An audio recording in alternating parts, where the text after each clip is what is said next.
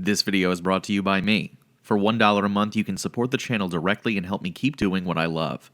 Thanks for watching and supporting. Crazy Taxi is one of the few arcade games I literally cannot get enough of, which explains why I'm making yet another video about it.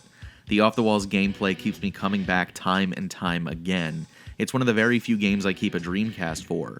But it wasn't until recently that I got to go back and play the lesser-known titles in the series, Crazy Taxi 2 and High Roller. Once I tracked those games down, I set off on a wild ride into new territory that was new, yet familiar, and just as chaotic. I think it's time to put another quarter in the machine and hop behind the wheel once again to look back at all the original console releases in the series.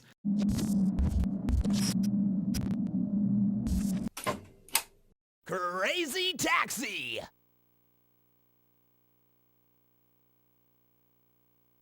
While I would normally break down all the entries into their own segments, the Crazy Taxi trilogy doesn't really work like that. I'd be repeating myself quite a bit, so instead I'm going to be talking about how the games are similar and different in a few different segments regarding gameplay, maps and cities that appear in the games, the type of cabbie you drive with, as well as their taxi, and soundtracks included on the discs. That way you don't have to hear me describe the concept of Crazy Taxi 3 different times. The console releases are broken up into two segments, the arcade mode where you're picking up fares and the other called Crazy Box, Crazy Pyramid, or Crazy X depending on which game you're playing, which is a collection of micro challenges that helps you learn the deeper mechanics of the game. Crazy Taxi's arcade mode is and always has been about speed. It's about picking up as many passengers as possible and getting them to their destinations as quickly as your cab will take you. One of the pieces that made the maps you're driving in unique was the use of real-life product placement. True brands like KFC, Fila, Pizza Hut, and more appeared throughout the entries and provided realism to the cities, despite being a blatant cash grab. But nevertheless, it was a cash grab that worked and is overwhelmingly considered a positive. The trademark of the game and the patented aspect of it is the arrow that floats above the cab and points out which direction you need to be driving in to get to the goal. Sega has been very protective over this patent and has even gone to court over it. When The Simpsons Road Rage released and was deemed a derivative knockoff of the Crazy Taxi games, Sega took them to court where the case was settled in private for an unknown amount. So while the concept of the game seems simple enough with picking up people and dropping them off, after really digging into high-level play methods online, I wasn't prepared for how deep the gameplay mechanics are or how you can use them to shave precious seconds off of your fares. You can also collect tips by keeping your passengers adrenaline high, convincing them to tip you extra for near-death experiences. The Crazy Box, as it's called in the first game, has the goal of teaching you the kinds of tactics you wouldn't be able to really practice in the arcade without serious stacks of quarters. The different mini-games give you hints on how different higher-level moves work, and give you a challenge to practice them in an enclosed environment where starting over is easy. Completing all the challenges results in unlocking special vehicles like a pedal cab. Honestly, this mode has never been why I played Crazy Taxi, but this time around I realized the appeal. I became better at the game for doing it, and that's value right there. Crazy Taxi's acceleration and reverse system is a bit bizarre, and at first it feels like an odd holdover from porting the game from the arcade to the console.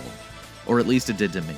In the arcade you had a stick shift, so you'd manually switch from drive to reverse. On the console controller you have a dedicated button to shift to drive, and a different button to switch to reversed, and the trigger is used for throttle, meaning the trigger makes you move forward or backward depending on which gear you're in. Playing it in modern day where most driving games use the right trigger as forward and the left trigger as reverse feels a bit clunky, but bear with it because there is a very important reason why this system made the move home. There are a variety of moves your taxi can do that rely on combinations of shifting that help you reach higher speeds than just holding the throttle allows. For instance, the one move that changed my gameplay style for the better above all else was just understanding the concept of the Crazy Dash. For this example, I'll show you footage from Crazy Taxi 3 because there is a visual response when you pull it off. So if you shift from reverse to drive correctly and time your press on the throttle right, you can skip the acceleration process and your taxi will lurch forward at a high speed. This move alone increased my scores immensely. You can also stack this move over and over to reach even higher speeds by repeating it over and over, sending your cab flying forward. This is known as the limiter cut. The antithesis of this move is the Crazy Stop, a maneuver that results in your cab stopping faster than it would by just holding the brake. If you shift from drive to reverse while holding the throttle and brake together, you'll stop much faster, which lets you deliver passengers at their destinations quicker.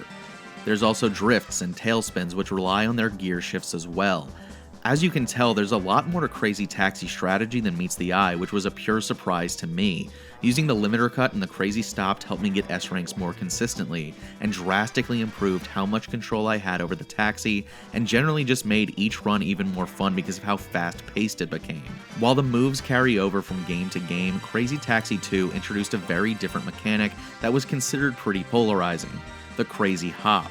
We will get to why this was added later, but this new mechanic gives your taxi a dedicated jump button.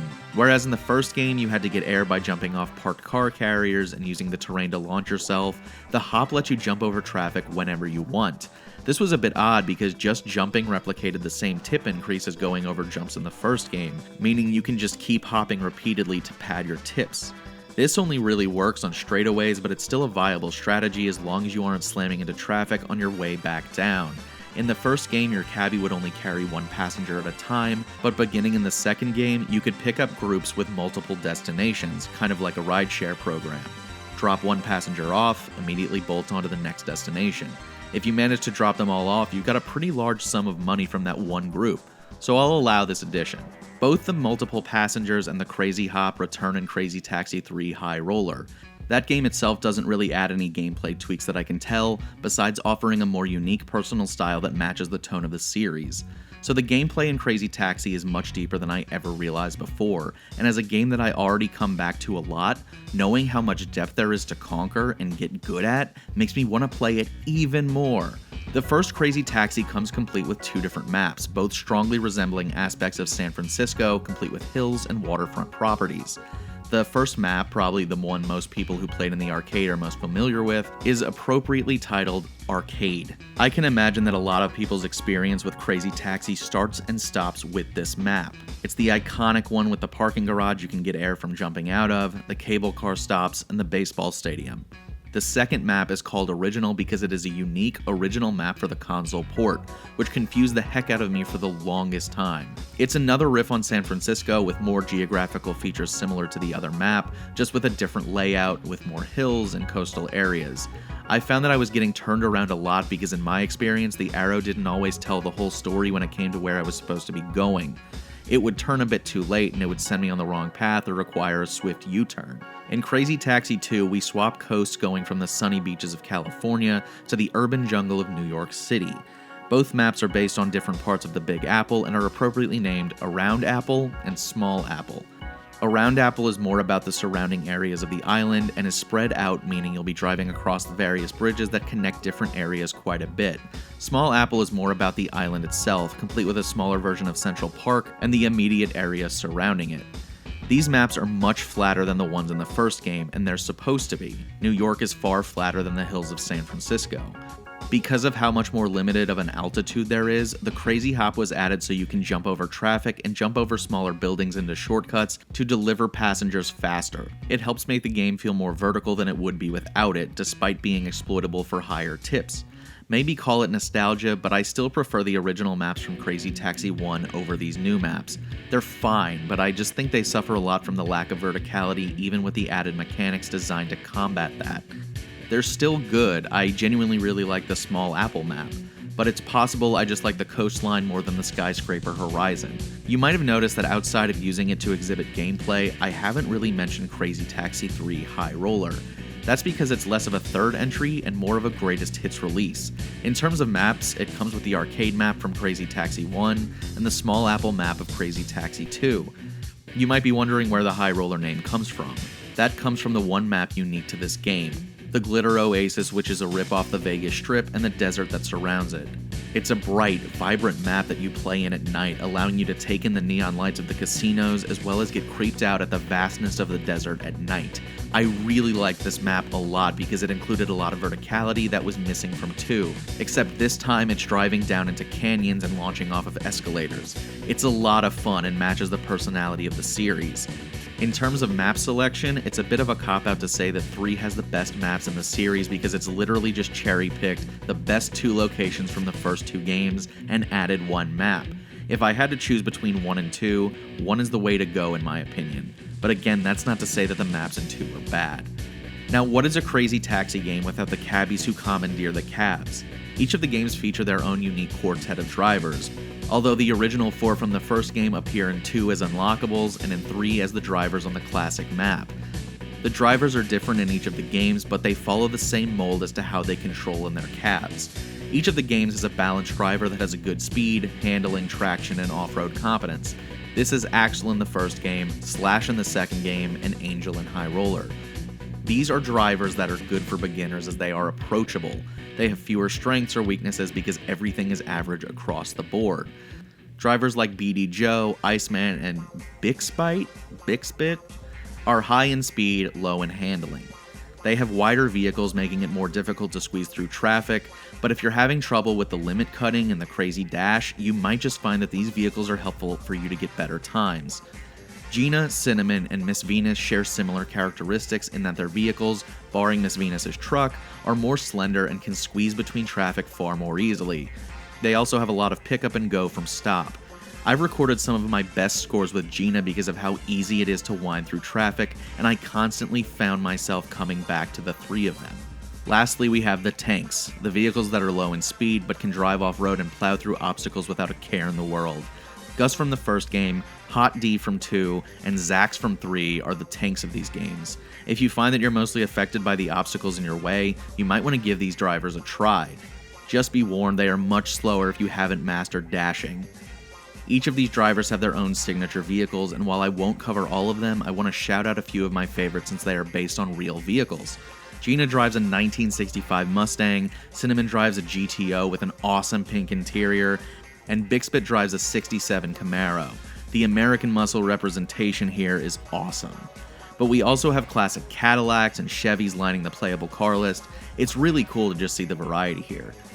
Alright, lastly, let's talk about one of the most important parts of these games, the soundtracks. While I looked over the first game's soundtrack much more in my last Crazy Taxi video, I do want to point out that All I Want by The Offspring and 3 separate Bad Religion songs return back to the gameplay when you're driving on the original map in High Roller. Crazy Taxi 2's soundtrack brings back The Offspring with 5 licensed tracks, including Americana, Come Out Swinging, No Brakes, One Fine Day, and Walla Walla. It also features 2 songs from Methods of Mayhem, Crash Metal, and Who the Hell Cares. Crazy Taxi 3 features a weaker original soundtrack while retaining some of the greatest hits of the first 2 games.